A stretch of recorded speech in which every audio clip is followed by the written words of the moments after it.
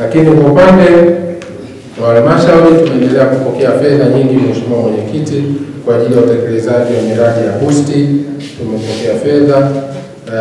tumeweza kutengeneza matundu ya vyoo 34, madarasa 21, jengo moja la utawala, kuchomea taka katika shule za msingi 4,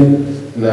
miradi hiyo ipo katika hatua mbalimbali za utekelezaji, ambapo zaidi ya milioni 636 zimetumika katika ukamilishaji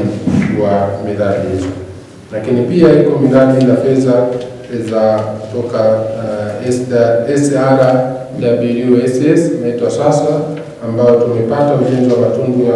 ya vyoo 13 katika shule ya msingi ya Kiomboi Bomani, zaidi ya milioni 34. Ndugu Mwenyekiti, kwa upande wa sekondari napo pia tumepata fedha kwa ajili ya ukamilishaji wa mabweni kwa upande wa Kengege, ukamilishaji wa bweni Kidaro, ukamilishaji wa bweni Mtwike, ukamilishaji wa bweni Mbelekese, ukamilishaji wa bwalo la chakula pale Ndago, na ukamilishaji wa bwalo la chakula pale shule ya sekondari Shelui. Fedha hizi zimetengwa kutoka katika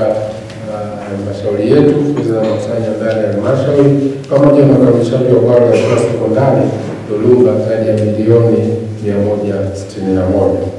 Ndugu Mwenyekiti, kwa upande wa SEQUIP tumepokea fedha na tumeendelea na ujenzi mpya wa sekondari Kiomboi hapa mjini Kizega pale, ujenzi wa shule mpya ya Amani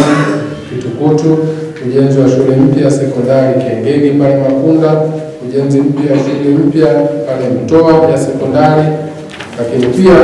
tunaendelea na ujenzi wa miundombinu katika shule za sekondari Kizaga, tunaendelea na ujenzi wa miundombinu sekondari ya Kinambeu, tunaendelea na ujenzi wa shule